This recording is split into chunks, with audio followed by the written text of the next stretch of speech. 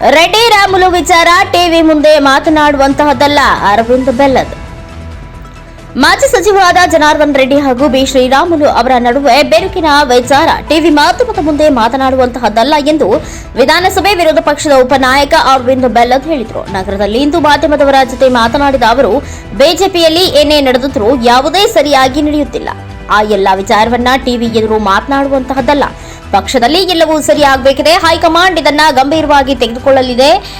ಅವರು ದೆಹಲಿ ಚುನಾವಣೆಯಲ್ಲಿ ಬ್ಯುಸಿಯಾಗಿದ್ದಾರೆ. ಹೈಕಮಾಂಡ್ ಇದನ್ನ ಗಂಭೀರವಾಗಿ ತೆಗೆದುಕೊಳ್ಳುತ್ತದೆ ಎಂಬ ವಿಶ್ವಾಸ ಇದೆ. ಜೆಪಿ ನಡ್ಡಾ ಅವರು ಈಗಾಗಲೇ ಶ್ರೀರಾಮುಲು ಜೊತೆ ಮಾತನಾಡಿದ್ದಾರೆ. ದೇಶದಲ್ಲಿ ಬೇರೆ ಬೇರೆ ವಿಷಯ ನಡೆದಿವೆ. ಇದರ ಮಧ್ಯೆಯೂ ರಾಜ್ಯದ ಬಿಜೆಪಿಯಲ್ಲಿ ನಡೆಯುತ್ತಿರುವ ಎಲ್ಲ ಬೆಳವಣಿಗೆಗೆ ಬಗ್ಗೆ ಹೈಕಮಾಂಡ್ಗೆ ಗೊತ್ತಿದೆ. ಅವರು ಕ್ರಮ ಕೈಗೊಳ್ಳುತ್ತಾರೆ ಎಂದರು. Santosh Medar, NKS TV 4 news, Dharwad.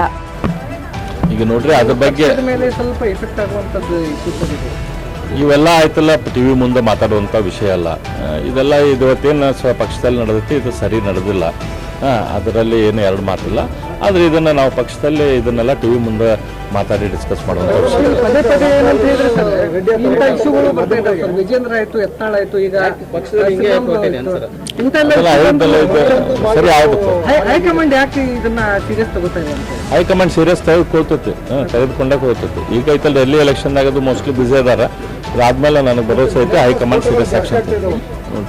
ಇದೇನೈತಿ high command ಗಮನಕ್ಕೆ ಎಲ್ಲದಕ್ಕೂ ಬಂದೈತಿ. ಅದಕ್ಕೆ ನಿನ್ನೆ ನಡ್ಡಾ ಅವ್ರು ಐತಲ್ಲ ಮಾತನಾಡಿದ್ದಾರೆ ಅದ್ರ ಬಗ್ಗೆ. ಸೊ ಹಂಗಾಗಿ